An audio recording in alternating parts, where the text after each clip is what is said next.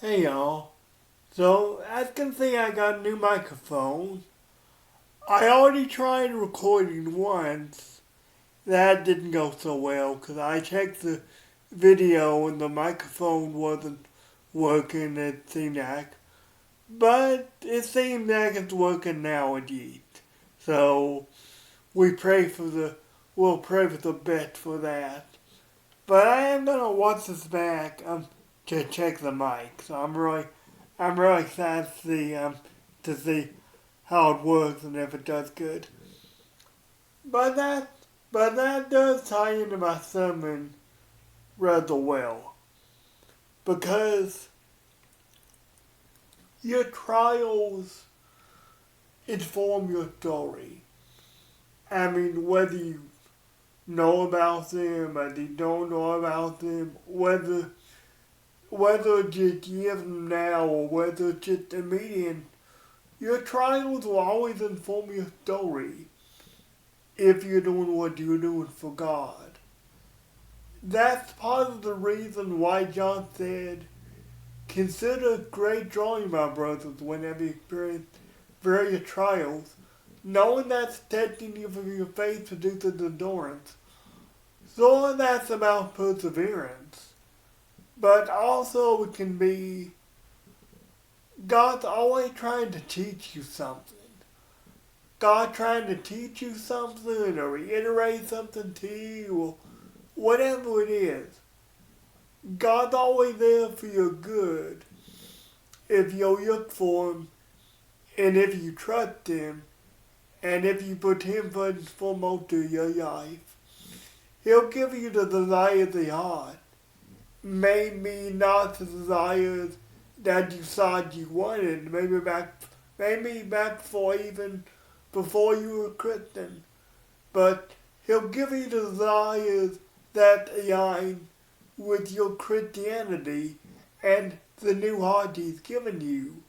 Because once you become a Christian, the only thing you should want, the only thing you should want is to glorify God and to look for anything that will do so. The only thing that you should be focused on is, here my Lord, send me. I don't care what I have to do. I don't care what I have to say. I don't care what I have to overcome. I know you're with me, so I will overcome that.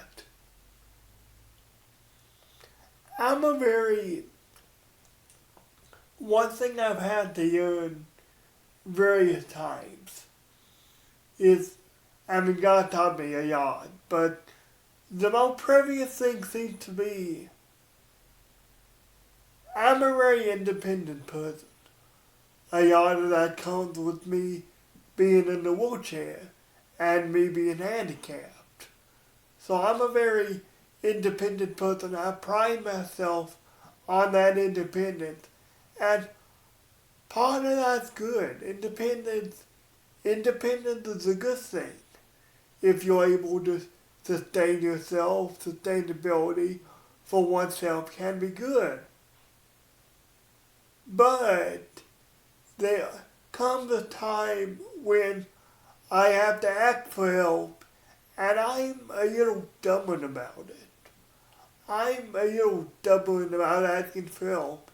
I go, oh, it's embarrassing, and I want to impress you. I want to impress anyone around me that's watching me with what I can do. Well, hold up just a second. Why do you want to impress imperfect people? I mean, have you ever thought about that? Why do we want to impress imperfect people?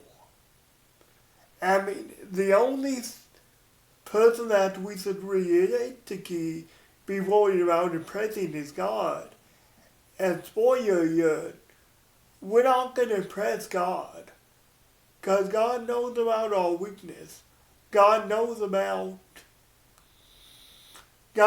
we may need a help sometimes. A hypothetical example for you. Sometimes people are depressed.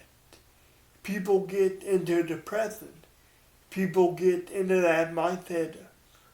Oh, when I come out of even if I come out of this, I don't know if I'm going to be the same. I don't know if I'm going to have the same strength that I did. I don't know. I don't know how this is going to change me. But the reason that you are the way you are ultimately is because of God and because of His allowance for you.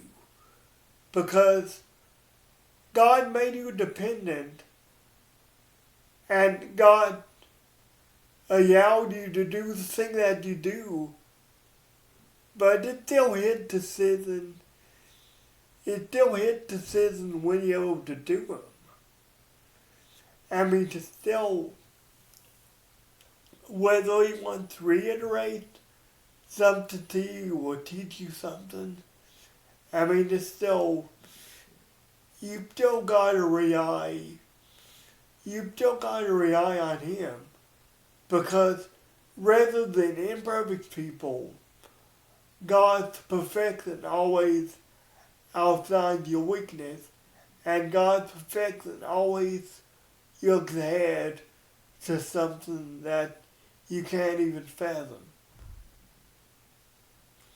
We talk about trials informing the story. Take Saul, for example. Take David. We just saw the new David movie, by the way. It's great. But I was thinking about it in the movie. I was thinking about, David wasn't born a king. David wasn't born with quote unquote greatness. He was just a shepherd. And through his shepherdness, God had made David rely on Him with all the dangerous prey and all the dangerous animals out to get to sleep and everything. David practiced handing them with the help of God. David practiced handing them with the seeing sod, everything. And because of that trust that he had developed with God, with the sheep being safe, he was able to say, hey, I'll fight Goliath. Goliath is saying all this stuff about the God of Israel. We've forgotten how big the God of Israel is. We've forgotten what He did for us. We've forgotten Him in this era of decadence and in this era of peace. Maybe we've forgotten God. We've forgotten in the presence of Goliath, in the presence of the giant.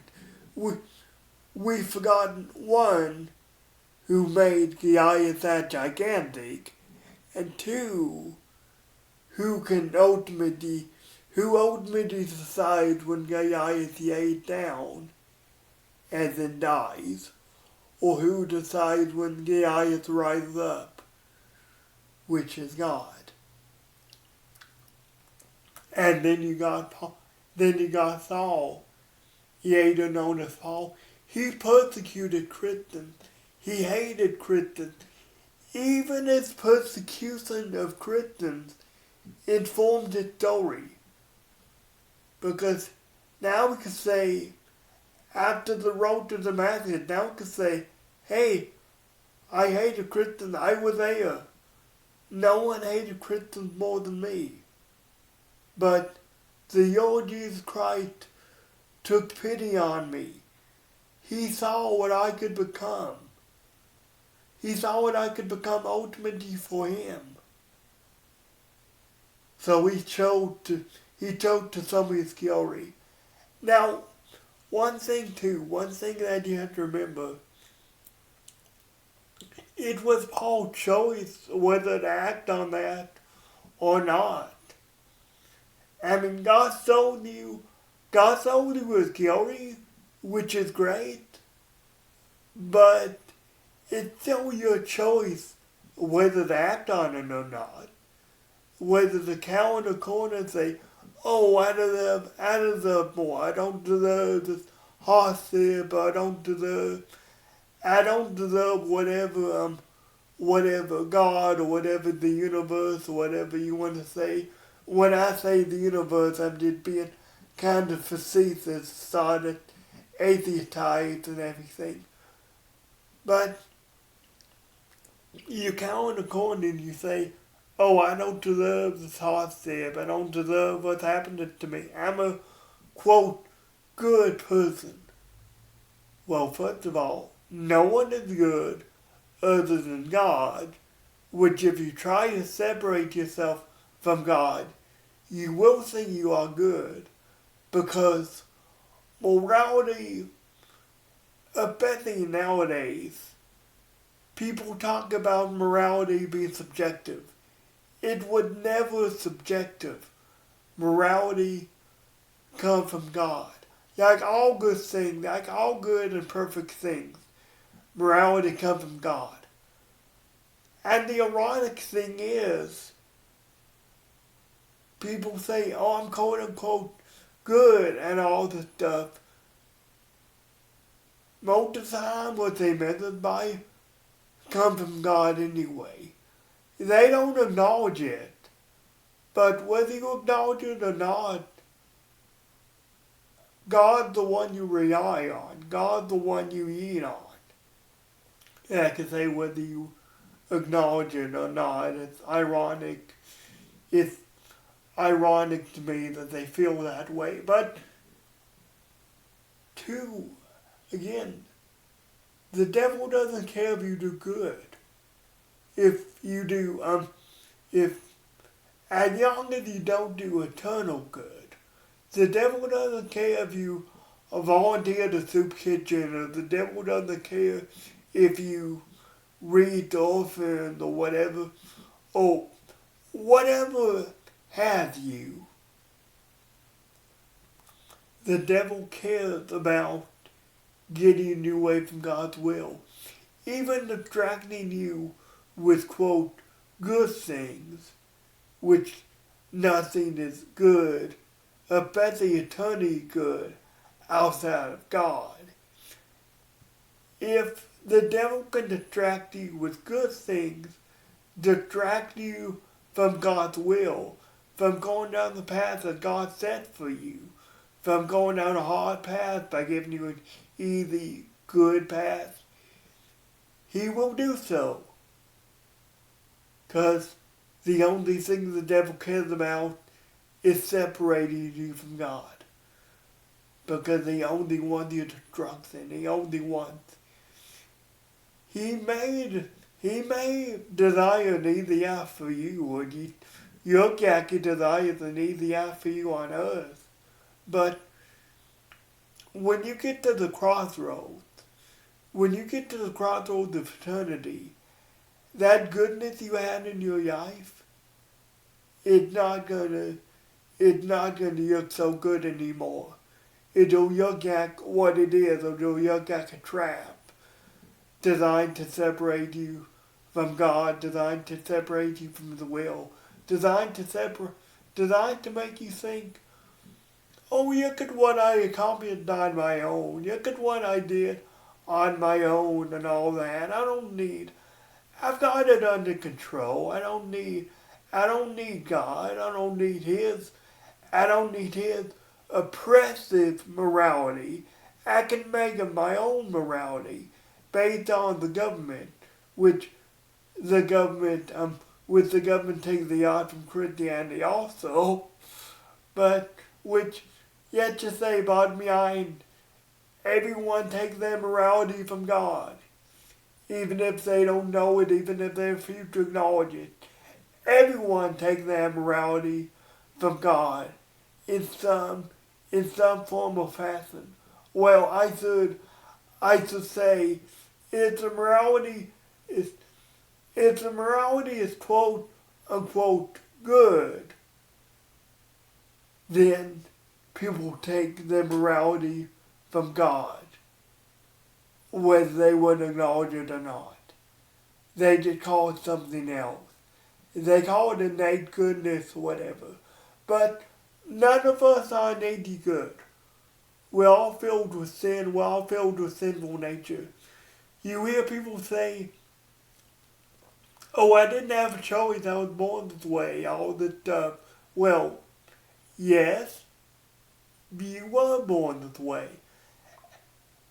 Apart from the perfection we had in the garden, when Eve ate the fruit of the tree of knowledge of good and evil, you were born with sin. You were born with a sinful nature. You were born that way. But it's not an end-all be-all thing. It's not an all or nothing thing. You have a choice. A choice between accepting God or accepting sin. It's not a matter of you having to. It's a matter of you giving in, and a matter of you wanting to, and a matter of you just saying, oh, I didn't have a choice. Not to minimize the impact of temptation or anything, but God gives you a choice. God gives you a choice whether to follow Him or to follow evil. And if you follow evil, then it can only lead to destruction. God will bring you back to where you were. God will bring you back to where you were, if nothing else, to make you realize that He's the one you should give praise to for where you are and where you were in the first place. Also, side note, this wasn't an important sermon. You can listen to it. You can listen to it or not. But I watched the version of A Christmas Carol over Christmas, over my Christmas break. And it's great, it's phenomenal, it's on Netflix.